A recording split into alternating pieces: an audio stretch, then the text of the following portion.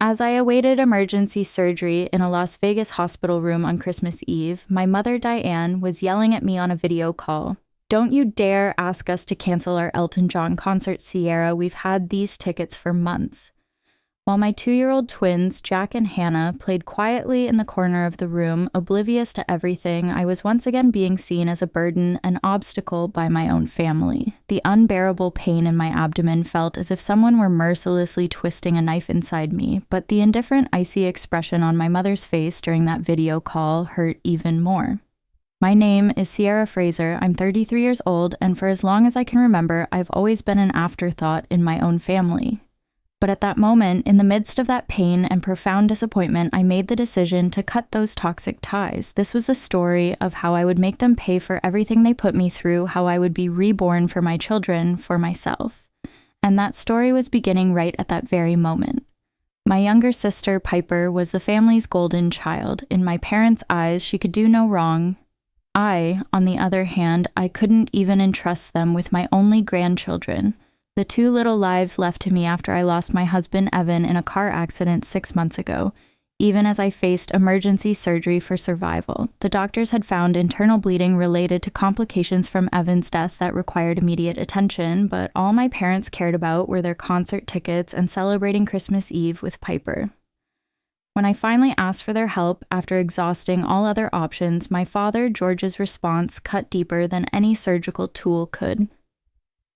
"You're really becoming a nuisance and a burden, Sierra. We're retired now. We deserve to enjoy our lives without your constant problems." Those words had fallen like molten lead into my heart. I had pitied them. I had been sending them $2,500 every month without fail for 3 years ever since their early retirement to help with their mortgage and expenses. Even after Evan died, despite my own grief, I had done it. Out of love and a sense of duty, believing family should support each other. How foolish I had been. At that moment, in that hospital bed, confronting their brutal selfishness, I cursed my own naivety. As my tears fell silently onto the hospital blanket, the nurse, Alice, gently squeezed my shoulder. "My friend Leah," she said, "is a professional nanny who specializes in childhood trauma. If you like, I can call her for you." Her kindness was the exact opposite of my family's heartlessness.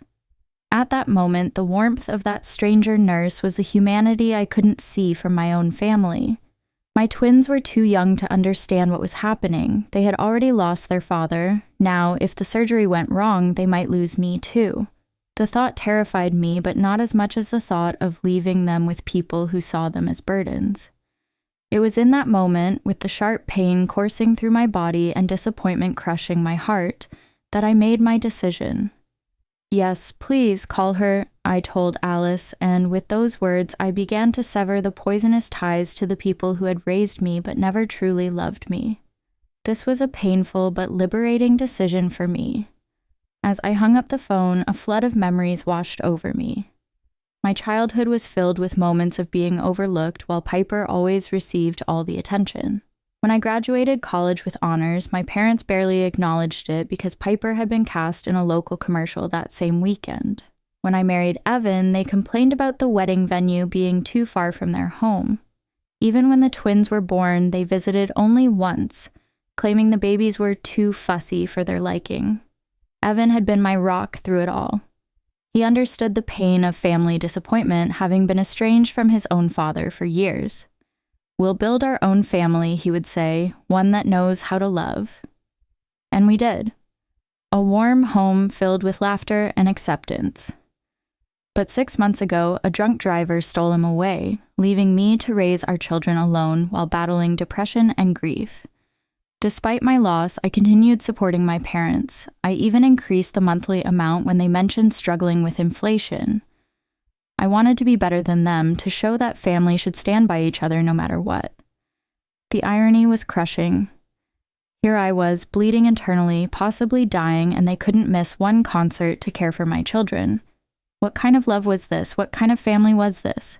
Alice returned with the news that her friend Leah would arrive within the hour. "She's amazing with kids," Alice assured me. She used to work with trauma victims at the Children's Hospital before becoming a private nanny. "How much will this cost?" I asked, worry creeping into my voice. Medical bills were already piling up since Evan's insurance coverage had limitations. "Don't worry about that now," Alice said. "Let's focus on getting you ready for surgery." But I was worried. I thought about the $2,500 I was scheduled to transfer to my parents next week, money that could now help pay for childcare instead. That thought sparked something inside me, a flame of self-preservation that had been extinguished years ago. I would no longer put others' needs before my own. My priority was me, my children. When Leah arrived, she was everything Alice had promised: kind, professional, and immediately connecting with the twins. As hospital staff prepared me for surgery, I made a decision. "Could you bring me my phone one more time?" I asked Alice with shaking hands. I sent 2 messages. The first was to my bank, canceling all future automatic transfers to my parents' account. The second was to my parents. "I will no longer be providing financial support. My children and I deserve better than being your afterthoughts. Don't contact me again." As they wheeled me toward the operating room, I felt something unexpected through the pain and fear. Freedom. At that moment, making that decision, sending those messages, was the scariest but truest step I had ever taken in my life. The surgery was successful, but it left me weaker than anticipated. I spent 5 days in the hospital, drifting in and out of consciousness, time occasionally blurring between reality and dreams. In those moments, the only thing I was grateful for was the presence of the nanny, Leah, who had gone above and beyond. Leah stayed with my twins, Jack and Hannah, in my hospital room during the days, playing with them, meeting their needs, and then took them to my Calgary apartment at night. Her calm, professional, yet compassionate presence was the only source of light for me in those dark days. Knowing my children were safe gave me the strength to focus on healing. During one of my more lucid moments, I noticed the notification light on my phone constantly blinking. Nurse Alice had left my phone on my nightstand. Overcome by curiosity, I reached for it and turned on the screen. A full 27 missed calls and countless unread messages from my mother, my father, and my sister Piper. Most of the messages followed a predictable pattern. First, confusion. "Sierra, why aren't you answering our calls? Is everything okay?" Then anger. "This is very irresponsible of you. Call us back immediately." And then those pitiful pleas, especially regarding their mortgage payments. Not a single message asked how my surgery went or if the twins were okay. Their only concern was that severed money tap. The final message from my father, George, was particularly telling. "We've planned our cruise for next month and the tickets are non-refundable. You need to sort this situation out at once." At that moment, reading that message, I smiled bitterly. So, my life and death struggle was less important than their luxury cruise. This once again showed me how deep their selfishness, their callousness was. However, my sister Piper's messages were different. She wasn't angry or demanding like the others. She seemed more confused, worried. "Sis, what's going on? Mom and Dad are acting very strange, constantly talking about money. They told me your surgery was something routine, but now I'm very worried." It dawned on me then. My parents had lied to Piper about the severity of my surgery to justify their choice of a concert over their grandchildren. Their baseness nauseated me. Still groggy from medication, I decided to tell Piper the truth. I wrote her everything. The urgency of my surgery, our parents' cruel reaction, everything. Her response came quickly. "Oh my God, Sierra, I had no idea. I didn't know it was an emergency surgery. They just told me you were going for a routine checkup and were exaggerating a bit. If I had known, I swear I would have looked after the twins. I'm so sorry, sis, so sorry." I believed her. Piper wasn't cruel. She had just been raised in an environment where her parents always put her first, where she got everything she wanted. Perhaps this revelation would help her see our parents for who they truly were. At that moment, I felt the invisible walls between us crumble a little. When I was discharged from the hospital, I had made several important decisions. First, I hired Leah part-time to help with the twins during my recovery. Second, I contacted a lawyer to draft a will designating a trusted friend as the twins' guardian, definitely not my parents. This was the most important step I had to take to secure my children's future. Third, I blocked my parents' numbers. I only allowed Piper limited contact as I was assessing her sincerity. I needed to stay away from their toxic energy, their endless demands. The financial implications of my decision were significant. The $2,500 monthly payment I had been making to my parents represented nearly a third of my income as a graphic designer. Without that burden, I could actually afford proper childcare and even start rebuilding the emergency fund that had been depleted after Evan's death. This wasn't just financial freedom, it was psychological relief as well. That night, as I lay in my own bed with the twins sleeping soundly in their room across the hall, I felt a complex mix of emotions. There was guilt, that ingrained feeling that I was somehow wrong for putting myself and my children first. There was fear and anxiety about how I would manage this recovery process alone with 2 young children, but there was also an unfamiliar sense of self-respect taking root within me. That night, in that quiet room, a new Sierra was blossoming. My phone pinged with a text from Piper. I just had a huge fight with Mom and Dad about how they treated you. I'm staying at a hotel tonight. Can we talk tomorrow? Perhaps I wasn't completely alone on this path after all. At that moment, with that message, the tiny spark of hope within me glowed a little brighter. 2 weeks after my surgery, I was slowly regaining my strength. The incision site still throbbed painfully when I moved too quickly, but I was managing better each day. Leah had been a godsend, arriving each morning to help with the twins while I worked from home. My graphic design clients had been surprisingly understanding about my limited availability, and I was grateful for the remote work that allowed me to stay close to my children. Piper visited twice, bringing healthy meals and spending time with the twins. Our conversations were cautious at first, but eventually she opened up about her own experiences with our parents.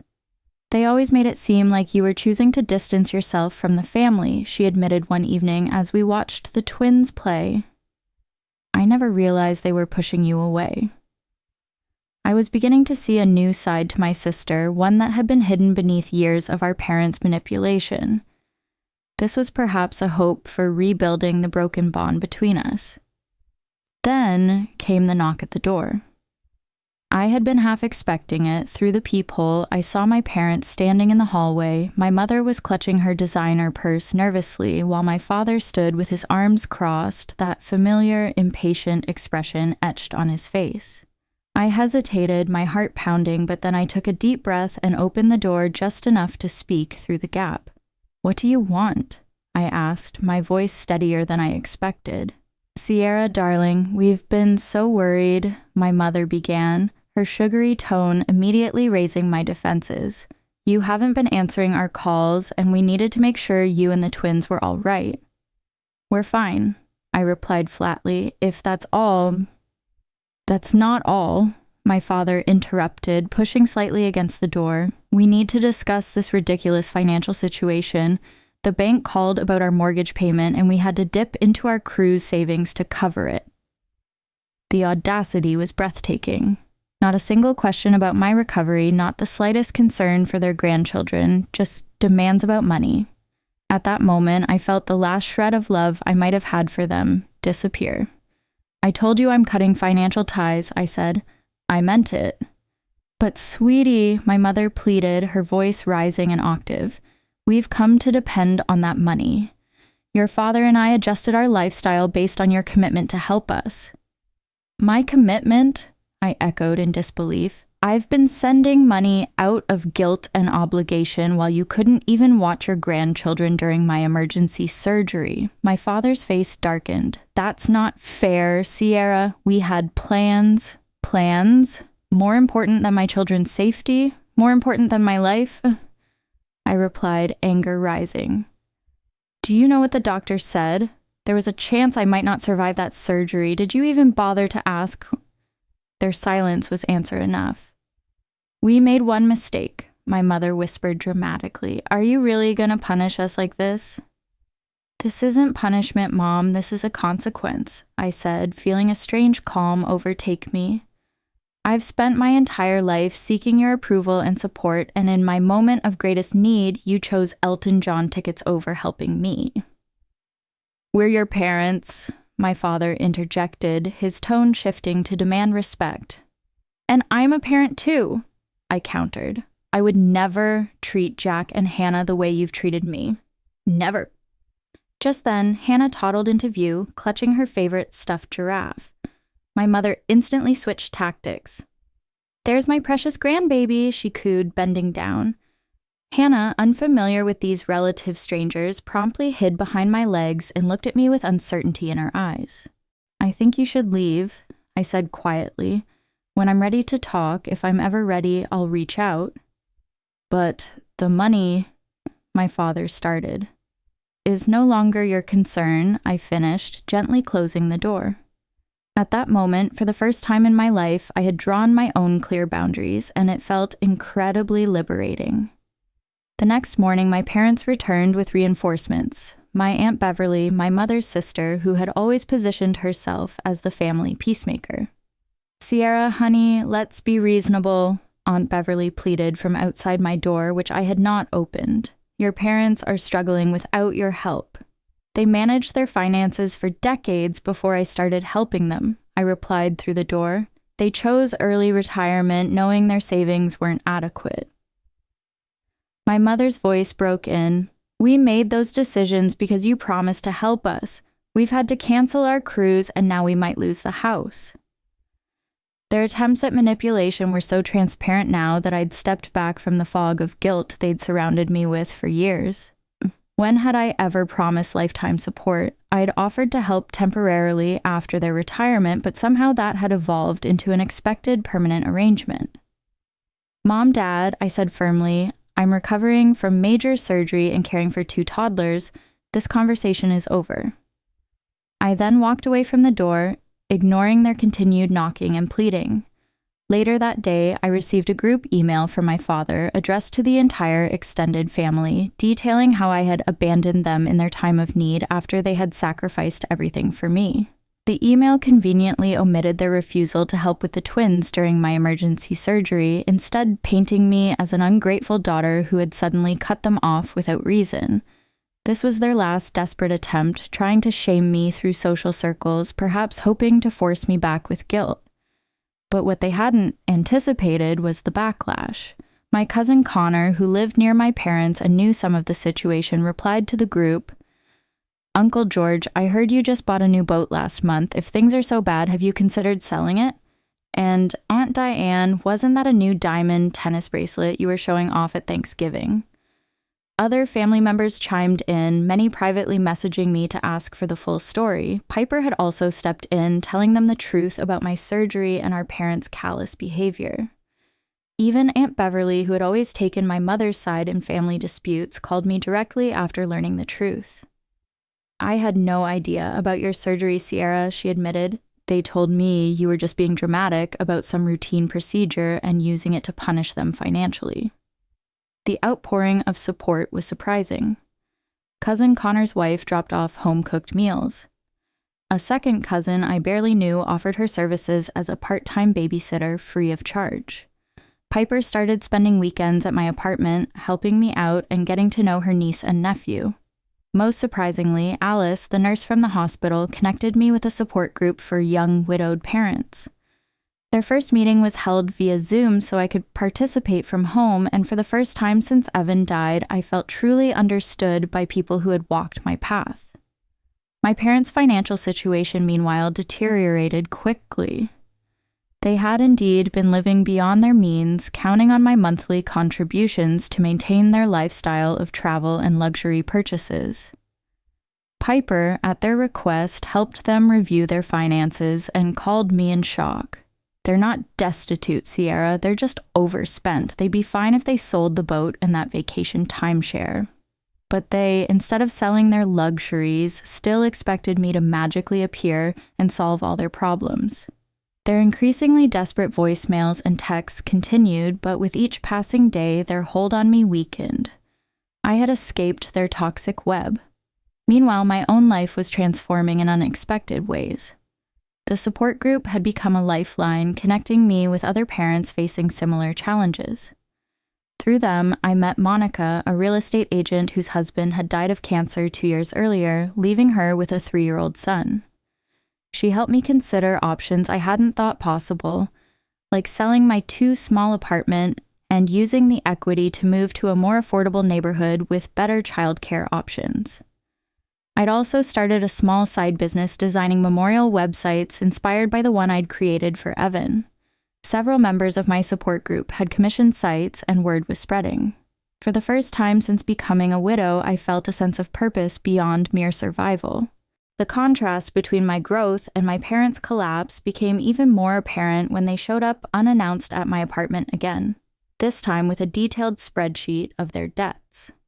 "We need $14,000 to catch up on the mortgage and avoid foreclosure," my father explained, his usual authoritative tone now tinged with desperation.